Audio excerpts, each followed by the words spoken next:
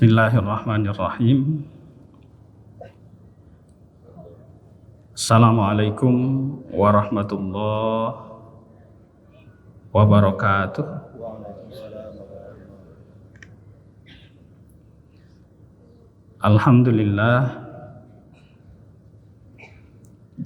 Alhamdulillahilladzi ba'atsa fil ummiyina rasulan minhum yatlu alaihim ayatihi wa yuzakkihim wa yu'allimuhumul kitaba wal hikmata wa in kanu min qablu lafi dhalalim mubin.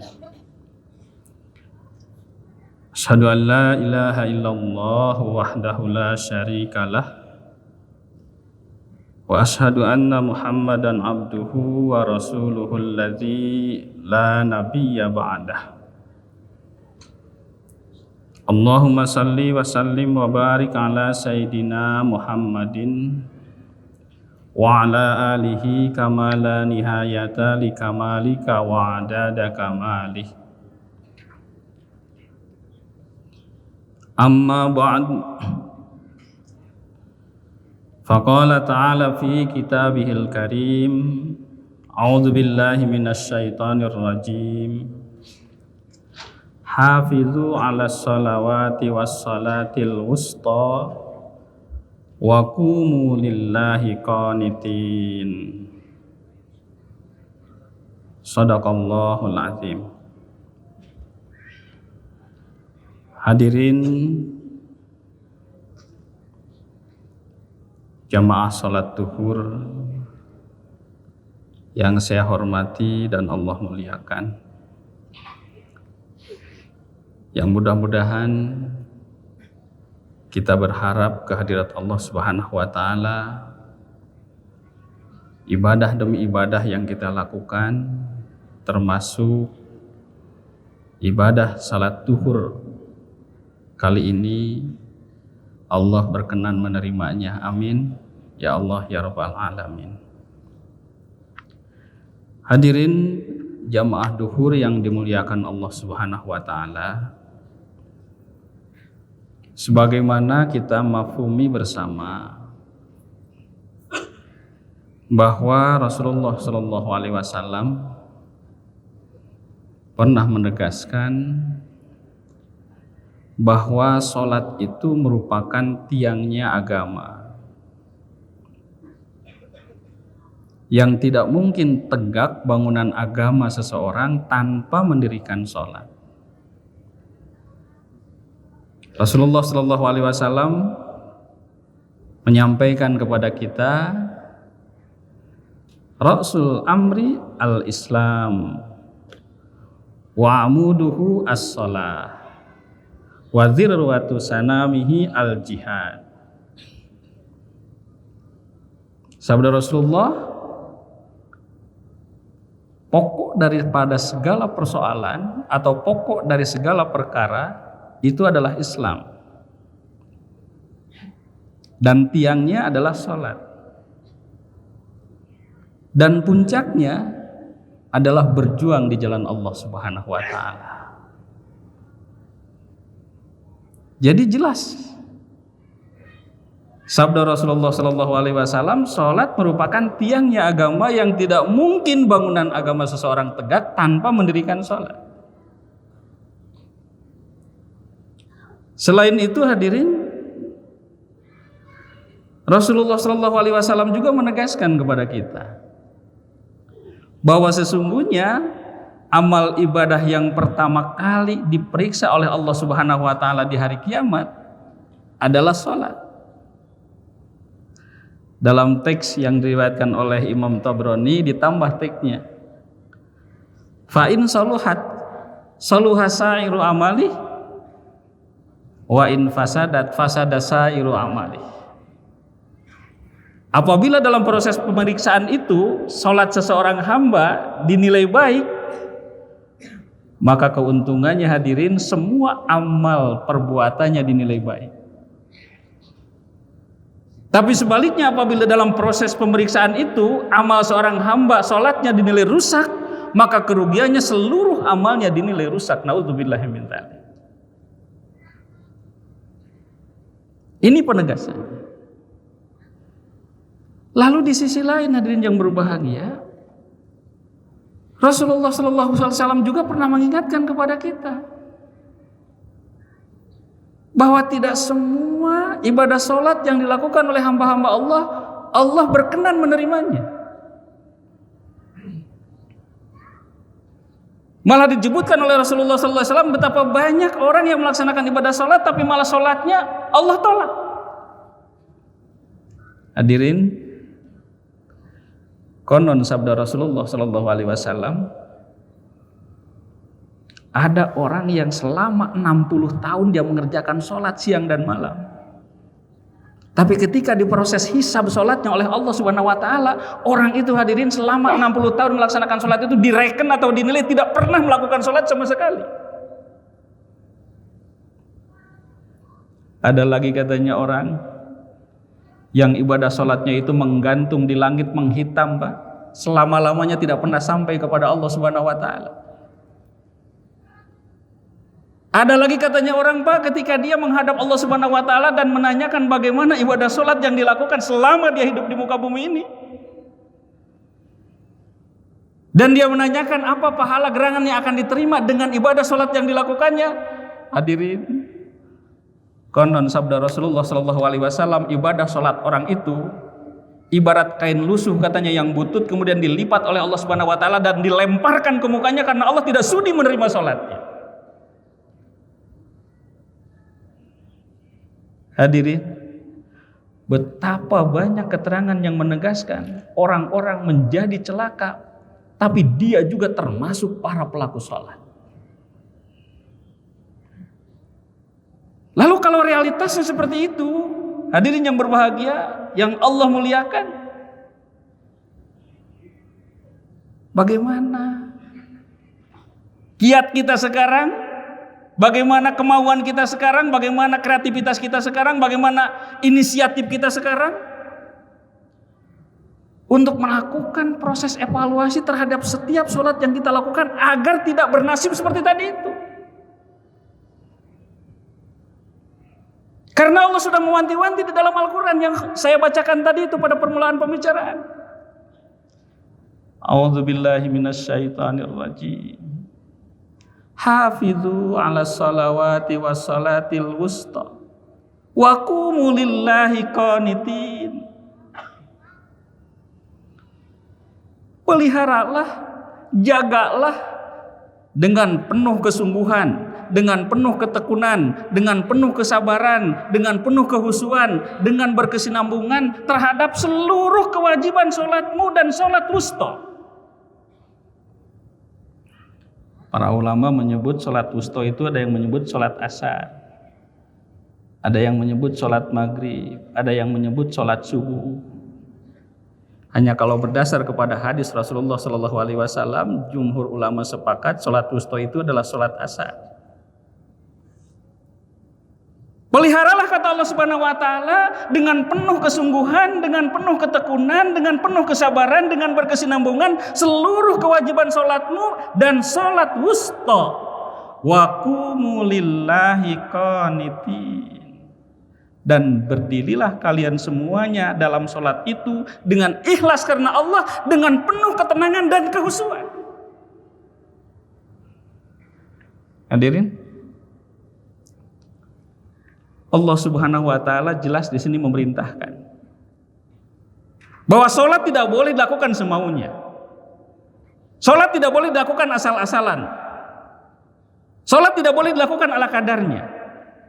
Karena hadirin yang berbahagia, setiap Allah memerintahkan kita untuk melaksanakan ibadah kepada kita, itu bukan hanya sekedar dilaksanakan, tapi Allah menyuruhnya untuk disempurnakan. Oleh karena itu tidak ada pilihan lain bagi kita sebagai hamba-hamba Allah. Ketika kita disuruh untuk melaksanakan sholat dengan sungguh-sungguh, maka tidak ada pilihan, sholat yang kita lakukan setiap saat harus kita lakukan dengan benar-benar benar.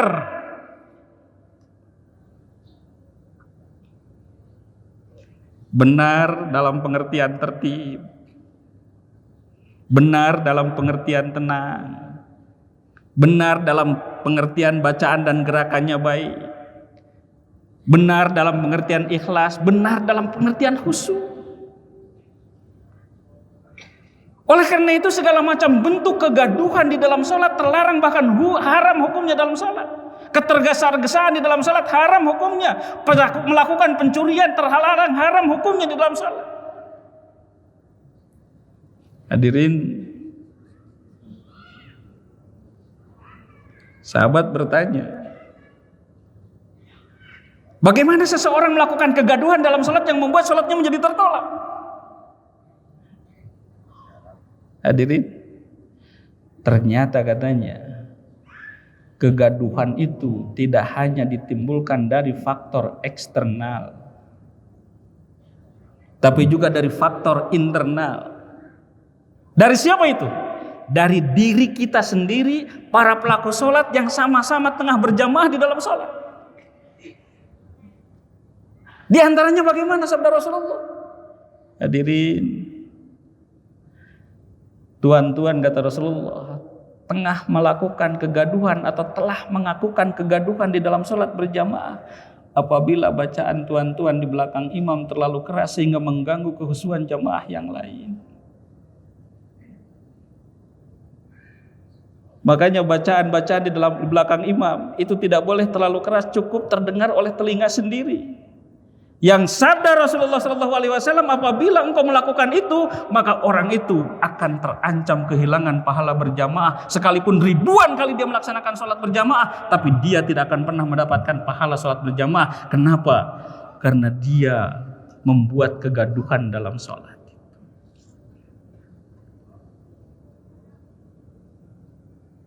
Malah hadirin yang berbahagia, Imam Syafi'i berdasarkan itu memfatwakan bacaan-bacaan makmum di belakang imam yang terlalu keras sehingga mengganggu kekhusyuan jamaah yang lain itu disebut dengan taswis, dan taswis kata Imam Syafi'i hukumnya haram. Ya, kenapa para imam suka mengingatkan kepada kita kan ya, agar meluruskan barisan, merapatkan barisan, ya, karena itu bagian daripada keutamaan sholat. Termasuk tenang, tidak gaduh, tidak menimbulkan kegaduhan, bagian daripada kesempurnaan salat. Kemudian kata Rasulullah, sabda Rasulullah, jangan pula melakukan salat dengan tergesa-gesa, dengan terburu-buru, sampai-sampai gambarannya itu persis seperti seekor burung gagak yang sedang mematuk-matuk makanan. Hadirin, katanya kalau kita sedang sholat, jangan ada pikiran dalam hati kita, atau jangan ada perasaan dan pikiran dalam diri kita, dalam jiwa kita. Perasaan ingin cepat selesai, sehingga kita menjadi terburu-buru. Tidak ada ketenangan, tidak ada kebetahan. Justru hadirin yang berbahagia, sholat itu harus dilakukan dengan penuh kebetahan, kira-kira begitu. Lalu apalagi sabda Rasulullah? Jangan sekali-kali kalian melakukan pencurian di dalam sholat. Mencuri dalam maknanya yang negatif itu buruk dan terlarang, hukumnya haram. Tapi saudara Rasulullah, tidak ada pencurian yang paling buruk kecuali seseorang mencuri di dalam sholat. Para sahabat kaget menanyakan, wahai Rasulullah, bagaimana seseorang melakukan pencurian di dalam sholat? Sabda Rasulullah, tuan-tuan tengah melakukan pencurian di dalam sholat ketika tuan-tuan kehilangan tumakninah di dalam ruku, tumakninah di dalam sujud, kehilangan tumakninah di dalam i'tidal, dan kehilangan tumakninah pada berbagai macam gerakan yang di dalamnya kita harus tumakninah. Ini pencurian di dalam sholat. Nah, hadirin yang berbahagia, ini yang harus kita perhatikan. Oleh karena itu meluruskan barisan, merapatkan barisan, tenang di dalam sholat merupakan bagian daripada kesempurnaan sholat. Yang apabila kita tidak perhatikan itu bisa melayang ibadah sholat kita pahalanya, ibu. Istawu wa'tadilu sawu sufufakum fa inat taswiyata sufu min iqamati shalah. Itu bukan hanya slogan, perintah Rasulullah SAW. Saking serius-seriusnya bagaimana merapatkan barisan dan meluruskan barisan. Hadirin, Umar bin Khattab meluruskan barisan saf salat itu dengan ujung pedang. Utsman bin Affan tidak mau dia takbiratul ihram sebelum ada laporan dari asistennya bahwa jamaah telah lurus dan telah rapat. Kenapa hadirin yang berbahagia? Kita harus meluruskan saf kita. Kita harus merapatkan saf kita. Rapat yang tidak terlalu menyulitkan kita untuk bergerak, kira-kira begitu. Ya, betul nggak? Kenapa? Hadirin, ini sabda Rasulullah. Ada dua ancaman orang yang tidak mau meluruskan dan merapatkan safnya. Pertama, dia terancam tidak akan mendapatkan pahala sholat berjamaah. Dan yang keduanya, hadirin, Allah Subhanahu wa taala katanya tidak akan pernah mempersatukan hati dan pikiran orang itu selamanya dengan orang lain.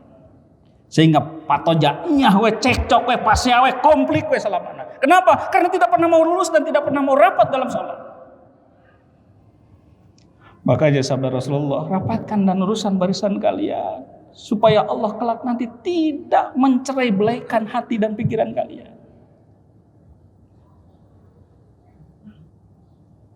Ini bagian-bagian dari kesempurnaan sholat. Luruskan dan rapatkan. Lakukan dengan tertib. Nah, ini baru bagian-bagian apa? Bagian dari aspek-aspek fikih, hadirin. Benar dalam pengertian. Tertib, tenang, khusyuk, ikhlas, bacaan dan gerakannya baik. Yang mudah-mudahan dengan cara kita perhatikan itu, kita betul sungguh-sungguh memperhatikan ketentuan-ketentuan itu. Hadirin yang berbahagia, sholat kita termasuk sholat yang berkenan diterima oleh Allah Subhanahu wa taala. Makanya hadirin, sempurnakan kebersihan pakaian kita. Pastikan kesucian air yang kita gunakan untuk wudhu. Pastikan kesucian tempat yang kita gunakan untuk sholat. Pastikan kesempurnaan wudhu yang atau tayamum yang kita lakukan. Dan pastikan seluruh ketentuan-ketentuan yang berkaitan dengan ibadah sholat kita. Karena perintah Allah, pelihara, jaga dan lakukan sholat kita dengan penuh kesungguhan, dengan penuh ketekunan, dengan penuh kehusuan, dengan terus berkesinambungan, dan berdiri kita di hadapan Allah Subhanahu wa taala dengan penuh kehusuan dan ketenangan. Yang dengan begitu mudah-mudahan kita termasuk ibadah sholat yang tidak ditolak oleh Allah Subhanahu wa taala, tapi diterima oleh Allah Subhanahu wa taala. Mudah-mudahan hadirin, renungan ba'da sholat duhur kali ini ada yang layak untuk kita pertimbangkan bersama, untuk mencek dan mengevaluasi kembali ibadah sholat kita, yang sehingga dari hari ke hari kita bisa terus memperbaiki sholat kita sampai sholat kita betul-betul bermutu sesuai dengan petunjuk Allah dan Rasulnya. Demikian, terima kasih atas perhatiannya. Mohon maaf atas segala kekurangannya. Wallahul muwaffiq ila aqwamit thoriq. Wabillahi taufiq wal hidayah. Wassalamualaikum warahmatullahi wabarakatuh.